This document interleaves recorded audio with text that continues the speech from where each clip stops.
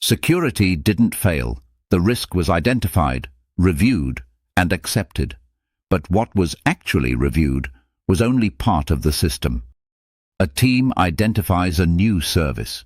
It goes through security review. Access is checked. Controls are confirmed. Everything looks covered. But the reality is, the system doesn't stop at the login screen. Welcome to CyberMigos, cybersecurity made simple. We're cybersecurity professionals explaining the technology we work with every day. And today, we're going to show you something most businesses don't realize. They're not ignoring security. They're accepting risk without fully understanding it. It starts the same way in most organizations. A team identifies a new service. It improves productivity. It solves a real problem. So they decide to bring it into the business. So it goes through security review. Access is checked. Controls are confirmed.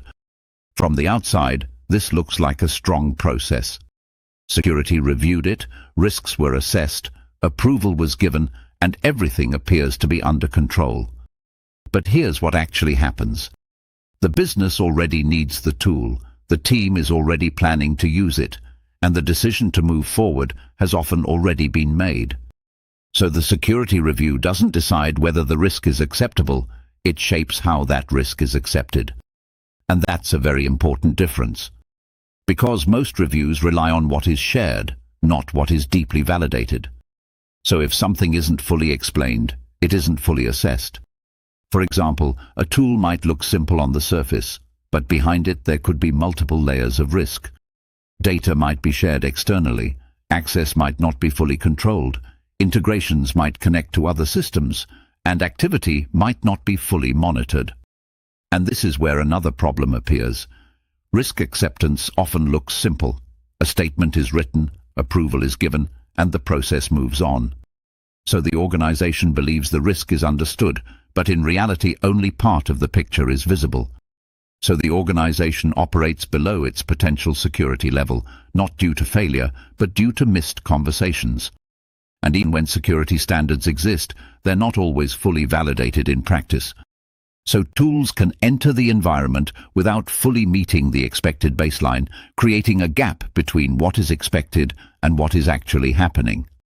Now, this isn't about blaming teams. Most organizations have strong security processes and skilled people working hard to manage risk. But those controls are often applied too late, after decisions are already in motion. So risk management becomes reactive instead of proactive. Instead of understanding risk before decisions are made, organizations are managing risk after the fact. A strong risk approach looks different. It doesn't start at approval, it starts earlier. It focuses on understanding how the tool actually works, how data flows, who has access, what integrations exist, and what the real exposure looks like. Because this isn't about adding more controls.